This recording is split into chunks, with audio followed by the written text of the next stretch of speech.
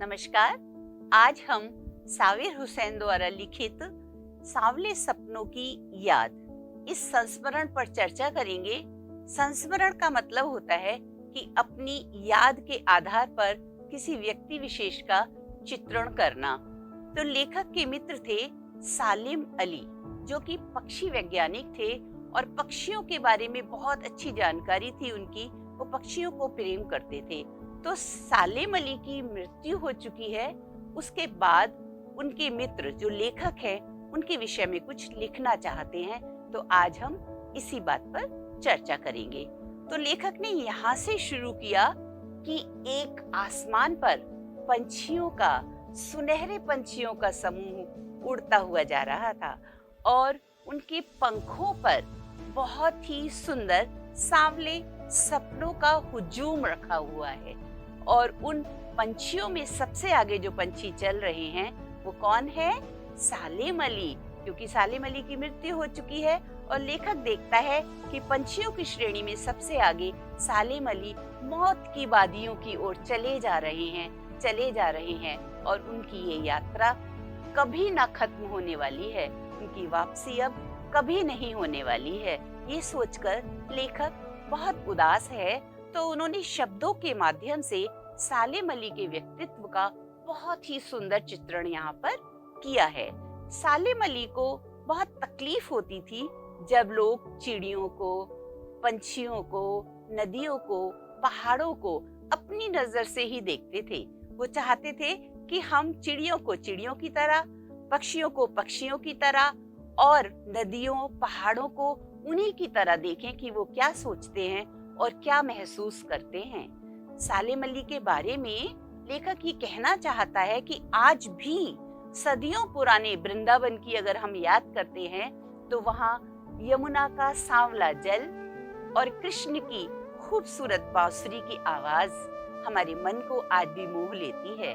उसी तरह सालिम अली भी 100 वर्ष की उम्र तक अपने गले में दूरबीन को लटका कर रखते थे और जब बहुत कमजोर हो चुके थे 100 वर्ष की उम्र में, तो जब उनका मन करता था उसे आंखों पर लगाकर आसमान में उड़ते परिंदों को देखा करते थे और कुछ नया तलाश करने की कोशिश किया करते थे। तो सालिम अली ने 100 वर्षों तक पक्षियों के बारे में एक ऐसी रहस्यमयी दुनिया का गठन किया जहां पर वो पक्षियों को जानते थे। और इसमें सहयोग किया किसने? उनकी पत्नी।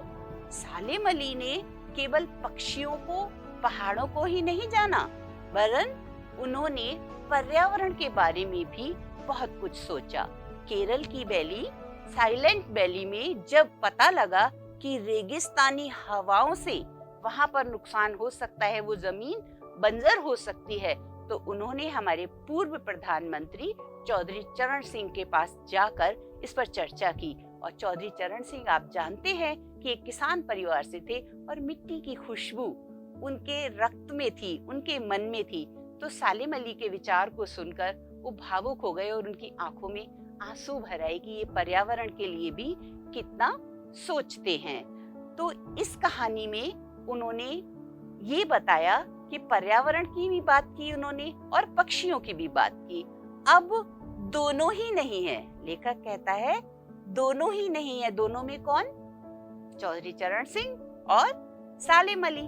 तो लेखक सोचता है कि अब पहाड़ों पर जहाँ पर बर्फ जमी हुई है, वहां पर घने दरख्त हैं, जंगल हैं, पेड़ हैं और उनमें रहने वाले पक्षियों की परवाह कौन करेगा? कौन उनके बारे में सोचेगा? क्योंकि दोनों ही अब नहीं है। लेखक ने इस कहानी में एक और पात्र की भी चर्चा की है, D.H. लॉरेंस। जी हाँ, वो पक्षियों को बहुत प्यार करते थे।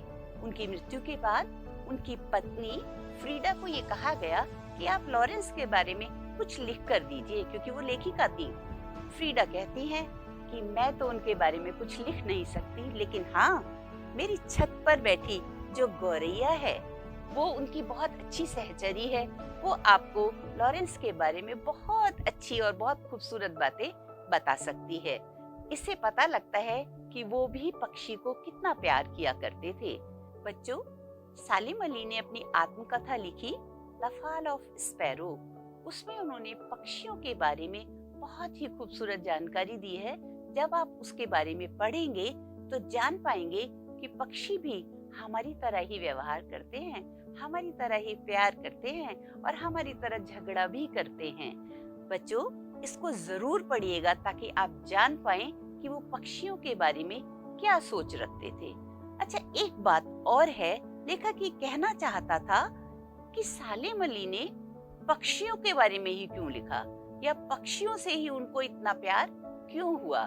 तो उन्होंने जिक्र किया है एक उनकी बचपन की घटना का कि जब सालेम अली बहुत छोटे थे तो वो एक एयर गन से खेला करते थे और उस एयर गन से एक गौरैया को चोट लग जाती है और वो मर जाती है।